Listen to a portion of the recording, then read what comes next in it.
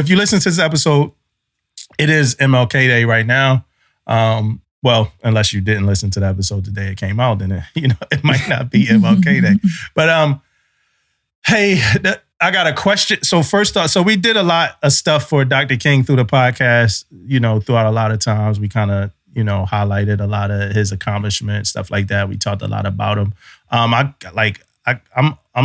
like either his age or older than he was when he passed. You know Isn't what I mean? that crazy? That kind of relativity there to go, like, and not to interrupt, but like, no, you're good.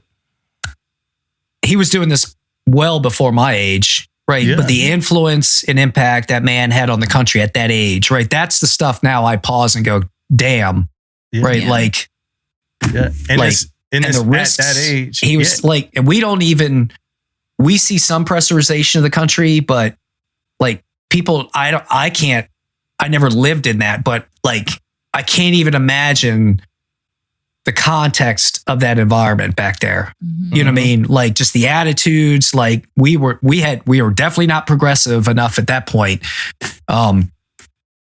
He was a catalyst in shifting towards that, and we're still not there, but damn, we're a lot better. Yeah. And they were doing this without social media. Yeah. Yes. Right? They were doing this without social media. And that whole nonviolent movement, and I talked about this on a past episode because I read a book about civil rights, like kind of like having a lot of military thought processes and tactics about how they executed things. But that nonviolent movement was very, militant and how they proceeded about things, how they onboarded people, how they trained people, and just the discipline that they had and what they did. So kind of looping my book of the month into the conversation and just creating a whole, because I got a question, but I read a book. It's called Why We Can't Wait, right? And it's by Dr. Martin Luther King Jr., right? And, me being a dumbass who just never knew he had his own books. You know what I mean? I just realized, like, I'm like, damn, I never knew. I went to the Bible Museum recently, and I'm like, damn, Dr. King had a series of books. So he wrote a book called Why We Can't Wait. And it had a lot to do with Birmingham, Alabama, and what they were dealing with in Birmingham. And it was like pretty much a call to thought, right? I ain't gonna say a call to action, but it was a call to thought and I guess action and processes for every American, right? And one of the good things about Dr. King is that he like had this juxtaposition thing where he would always compare like revolutionary America to America at the time that they were, or America at the time of like Boston Tea Party and all of that stuff to America at the time that, they were living in, and like kind of like shine a light or like put a mirror to America now. Like, hey, this is not what you all said that we were fighting for. So he would quote like great Americans. He would quote the Thomas Jeffersons. He would quote the Lincolns. He would like do all of that to say it like this is America, right? And one of the things that stood out from this book, Paul, was when he was talking about the necessity to go to jail, right? And it was this one case in particular where like the state would try to strong arm people for like, it's just like just rioting. They would riot, but the state would try to strong arm some charge to like give them, and he was, and I'm not like as specific on it because it's hazy, but he was one of the ones who were facing the charges. But it was like, hey, you could do a couple months if you say this, or you could be subject to life in prison if you don't, whatever. And he was a part of a whole group, and they were down to take the life. And they fought this thing to the bitter end, to where the state had to just overturn that like crooked law that they had, because they knew if they locked them up for life, it would just look so bad. Like, and that was kind of the nonviolent fight. Like, hey, no, let's let people see how bad this is. Let's get out here and let people see what happens when these dogs attack, when they start hosing us down with hoses till the skin come off our body, stuff like that. So, and he was a leader in that, and he was an active, like not only a leader, he was an active participant in his leadership. He wasn't just online, like or in the house secluded. He was out in the fight. the whole time. So again, another year, I want to salute Dr. King. I have a question, but then whatever it is y'all have to say, y'all go ahead and say it. My question for y'all is this. Dr. King was a servant leader. And then how can that leadership style influence the way sailors lead and support one another? Well, I think good leadership, is a good show of servitude. You're there, what you do every day and how you do it. You have to, we always say, ship first, sailor always, or something like that. And we put so much emphasis on our people and serving our people. Mm-hmm. And there are some leaders who don't know how to first serve, and it's unfortunate, but you can definitely see the difference with those leaders who always are focused on what can make my sailors better. How can I, advance my sailors? How can I ensure that they're getting the proper training? What does my command need? What does my CO need? What does my JAG need? Having that attitude, even me as a chief, not just to my junior sailors, but to my senior leaders as well, for thinking what does my JAG need today? What are his priorities based on the admiral? Now, what do I need to do to be able to ensure that he's able to, that we're able to meet the mission? It's the same all the way. Any relationship that you have, really, you have to be able to, step outside of yourself and serve others. And our evaluation is based on how well the people around you and the people who you're leading and training does. So if you're not in it to serve other people, it's going to be reflected. You can tell the difference, in any leader, you can tell the difference between one that has selfish motivations and who are only out for themselves, versus the ones who really care about people. And I always say, I've said before, sailors can tell, there's some people who try to put on a facade they care. But these sailors know, they know if you are just pretending to care versus you actually caring about their well-being, about, their career.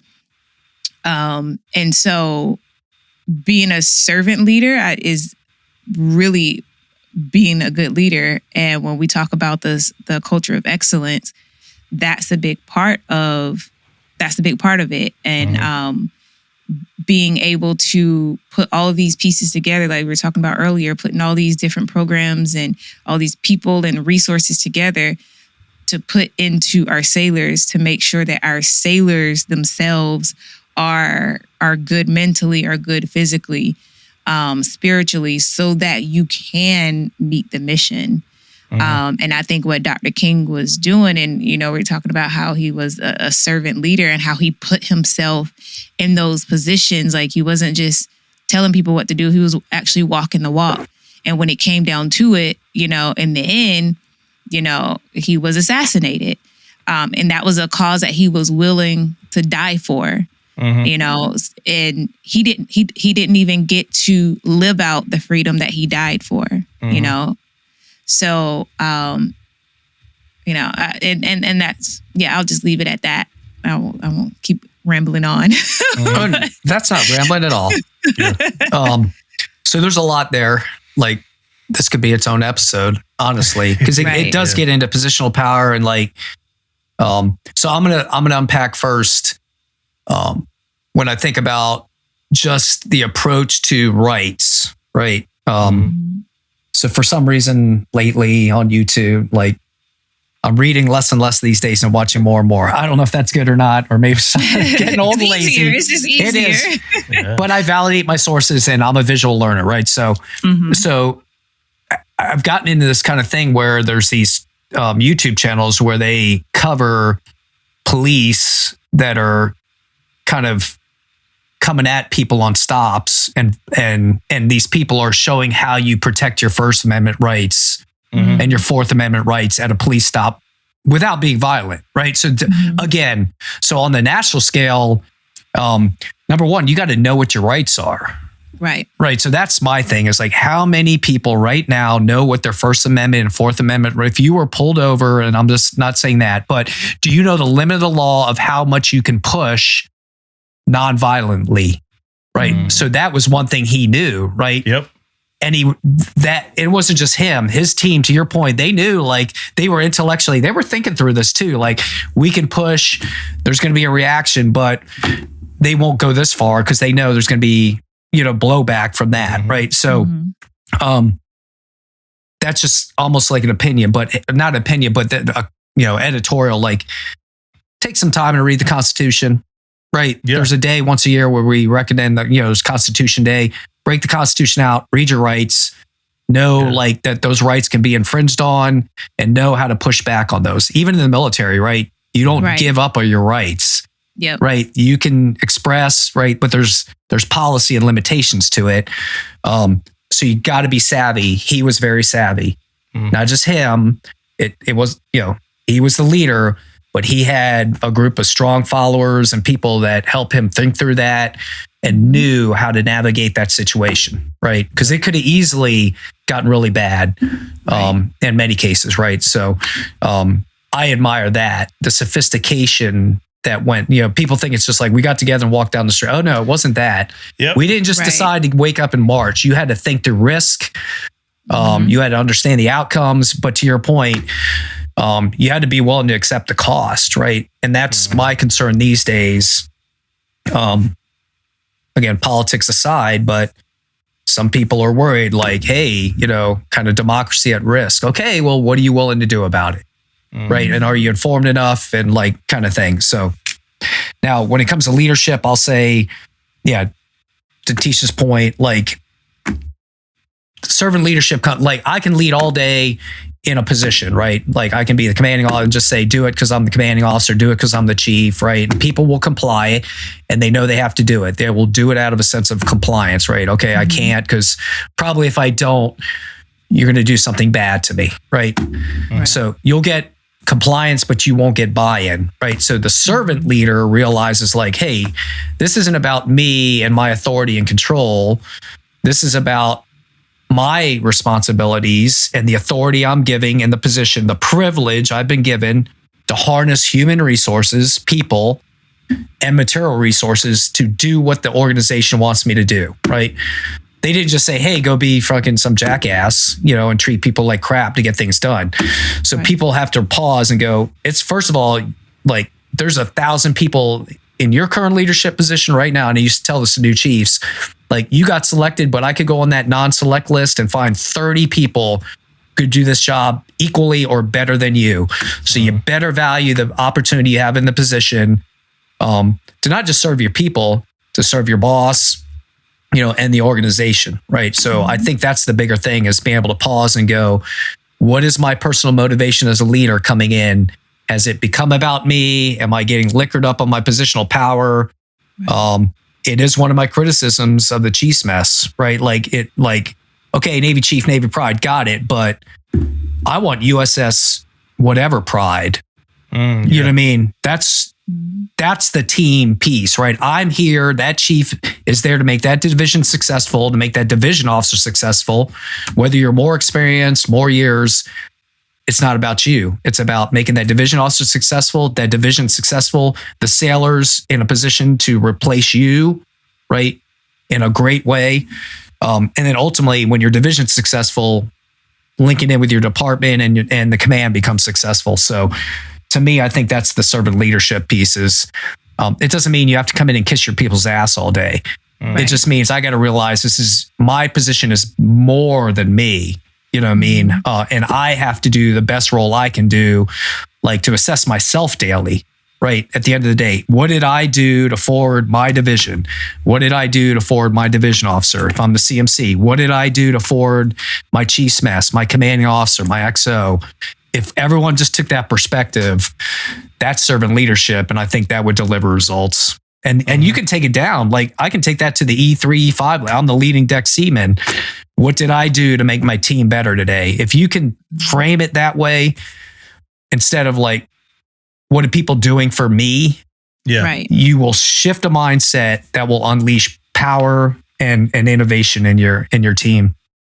Yeah, and I'll add. I got something else about MLK, but I want to add there. This is my opinion. Stars shine through, right? So, and I say that because some people want to be a star. Like, so some people do things and want to be a star. It's a chance that you are a star. It's a chance that you're not a star, right? Mm-hmm. But stars shine through. You don't have to do too much to be a star. If you're that, like, if that's who you are, you're going to stand out. You know, it don't matter. Like, so like, and I want to say that to people. And it's a lot deeper I could dig there, but I just want to kind of leave it right there. Yeah. You know, it's a lot of people like, you know, I have conversations about people where people like, hey, this person can command the room without saying a word. Yep. You know, it's a thing about, you know, that humility piece. Then there's also, and I know Paul might know better than all of us just based off experience, is also different times and different situations to turn some of that stuff on and turn some of that stuff off. Yeah. You know, situational leadership, right? Yeah. You got to know, like, there's definitely a place where I have to be directive and I have to just be like, I don't have time to seek feedback and like, and those instances are rare. This is like casualty, emergency situations. Like, that's usually when you turn on that very directive style. Or honestly, like if I'm, again, as a servant leader, I have to be able to assess my people's maturity and their willingness to do the things I need them to do and be able to shift my leadership style and accommodate that. And it's okay to go directing. I've talked about this on podcasts on Cutlass. But then you got to understand and be able to assess and go, okay, directing time's over. Now I'm going to shift to coaching, right? Like, okay, they're growing, right? And I'm going to step back out. But yeah, and again, like, this isn't just a military thing. This is, I'm doing it right now. I've got 2 ladies now work for me, you know, and it's fundamentals, right? Like, I had to build and establish trust. And my point was like, hey, your job is to run the portfolios of community outreach. My job is to support you, right? So what resources do you need? And then not just that, I'm the broker between you and leadership. So I communicate your successes, right? I had to talk to them about, you know, I was getting not pushback, but like, hey, I was told I can't do this or this. And I'm like, I'm giving you the green light, do that. You got to advise me if it's legal, ethical and stuff. And if we're crossing a red line, I'm not going to endorse it. But if we're allowed to do it and someone just thought we couldn't, no, go do it. I made that decision. Now I've got the top cover, right? To me, that's servant leadership, right? Right. It's about their success. And I don't need to communicate my success. You know what I mean? People will recognize it, to your point, Damo. You know, they're going to see the successful leaders. My wife calls it quiet confidence. Yep. Right. So you don't need to be running around flapping your gums. And I'm not saying don't be a motivator. Some people are like that and they hype, but it's got to be authentic, or that you've seen that, right? That can be cheesy as hell. Exactly. You know, if you're not authentic. Yeah. And I've been in positions where it's like, yo, I'm going to write this down. It's going to be this great speech. And then I get up there and I don't feel it. Like, I'm like, oh man, let me just ball this up and let me come from the heart. I can do, you know, a lot better. But I want to go, like, because you were talking about decision making and stuff like that. So the last piece, like, to connect MLK to it all was the hard decisions, right? Oh, you connected right, because I was just about to keep going. Yeah, hard decision. So one of the decisions, right, in this book, Why We Can't Wait, and I urge everybody to read it because he talks about a lot of stuff in this, but he talks about, like, when they decided to bring kids into the civil rights, like Paul said earlier, like, none of this stuff was like fly by night. Yeah. Like it was conversations, and it was also contention. Like not every dad wanted his son fighting, you know, the civil rights movement. Like they didn't want the kids to endure some of the things that, you know, the parents were fighting. But first off, the kids were just not going to stand by and not do anything because they wasn't just fighting for themselves. They were fighting for their parents, but also fighting for their children and their future, right? But then the second part is like, the advantage that bringing kids into this gave the movement. You know what I'm saying? Because a lot of these things had to do with schools, places that, you know, kids would either frequent now or had to frequent before. So that there, just incorporating children into the fight was a hard decision. And then my other one, before I shut up, was weaponizing imprisonment weapon, like deciding to know everything you're going, like he'd be like, hey, like in the book I'm reading, he's like, hey, I'm going to go to jail in 5 days. Like, just knowing that, like, hey, I'm doing it for this cause, right? And if you're about this, you're doing it. Because he would talk about people that was involved in civil rights, but like prematurely, like they didn't get all the doctrine. So they got fed up. Like, and that's where, when you look at Birmingham and you look at the day of like the hoses and the dogs, and that's where like some of that stuff kind of started with some of the people that wasn't fully indoctrinated into non-violence, and they fought. It's like, no, I'm fighting.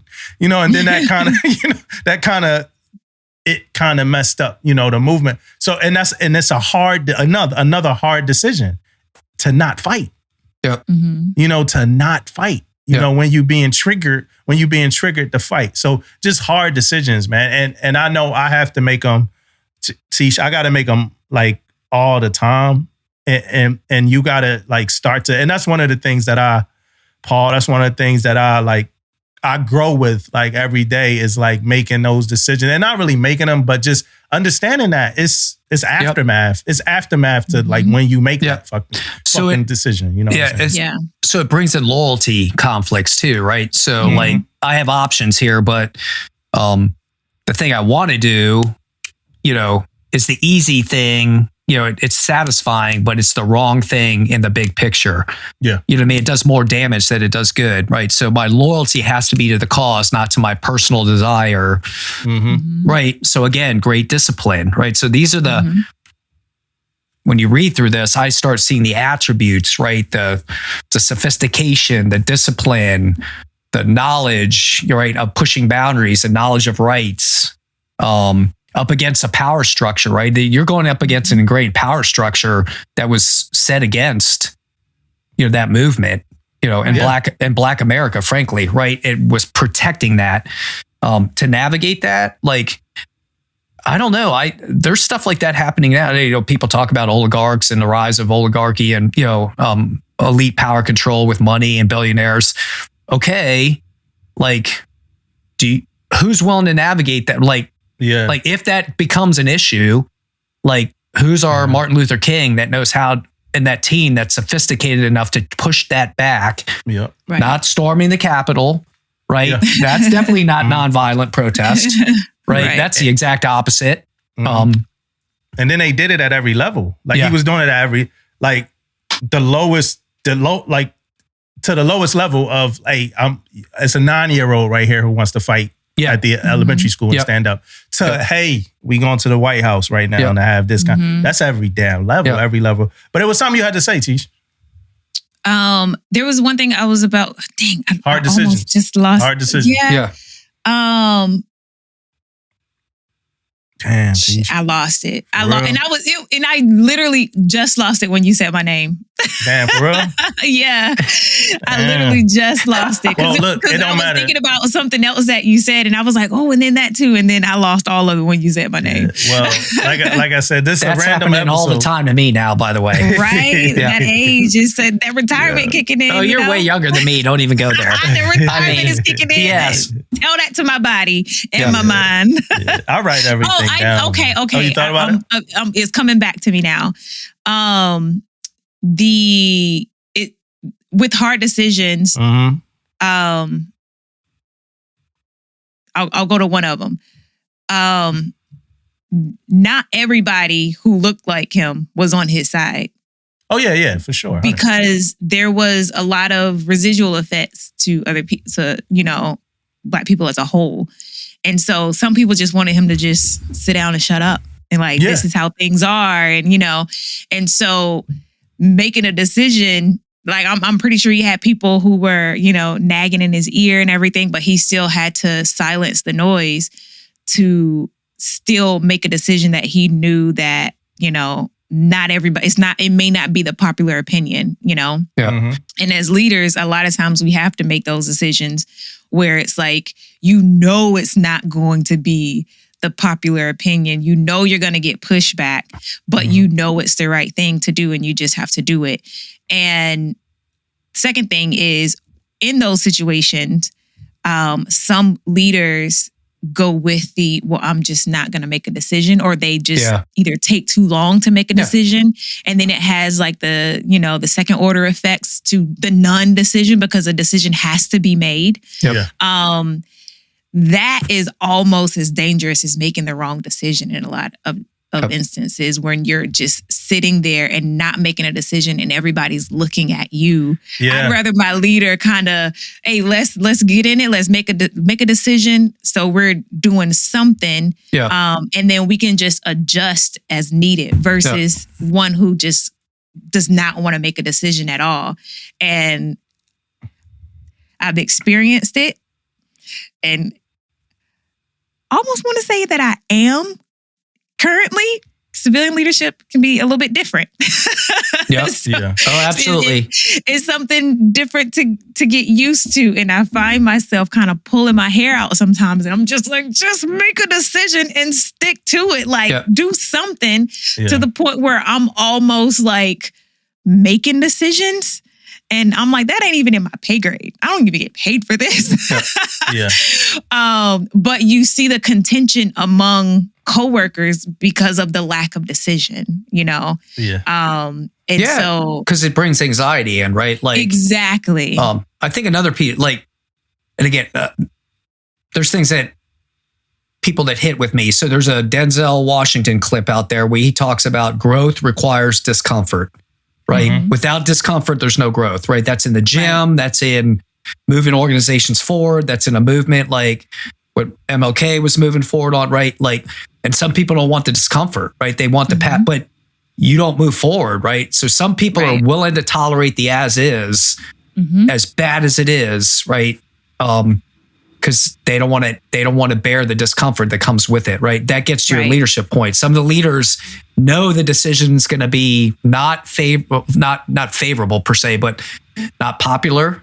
And not even, it's not a popularity contest, but it is going to be, it's going to impose cost on my team some way, emotional, physical, but it has to be done.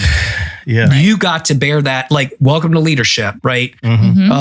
But you work with your team, you think through it, you make the decision as quickly as you can, informed, and you move on, and then you adjust. And people have emotional reactions. Like, and you gotta, I always tell people, like, drop the bomb and walk away from the fire, but people have emotional reactions, and you gotta accept you gotta bear it. Yeah, you got to. You got to. Like, we have a new leader. I've got a new leader in Blue Cross Blue Shield now. She's coming in like moving us forward. Like, and I'm all about it, right? I'm like, I'm like, because I'm inspired by that. Like, okay, this is someone I'm loving watching lead. And then I'm translating that down, right? But the pain is like the pushback. It's the friggin', right?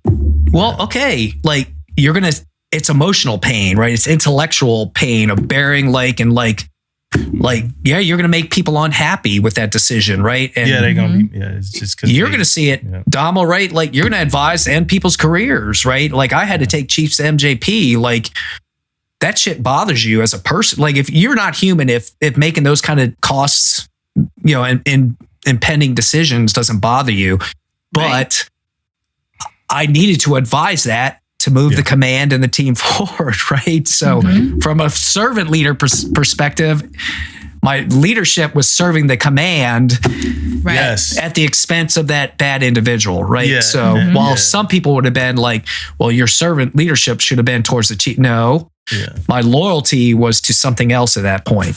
And that's a big lesson right there. So some chiefs, man, some of us chiefs, we need to listen to that and hear that shit. It can't be blind loyalty to the chiefs mess. And if that's being communicated, that's a mismanaged message. Yeah, that's a big lesson. Hey, just closing out, Dr. King, again, salute to Dr. Martin Luther King Jr. for all his accomplishments in such a short time on earth. And his name will be here forever. The lessons he taught will be here forever. The inspiration will be here forever. So I definitely want to go ahead and salute him. So happy birthday. Celebration of the birthday for Dr. Martin Luther King Jr.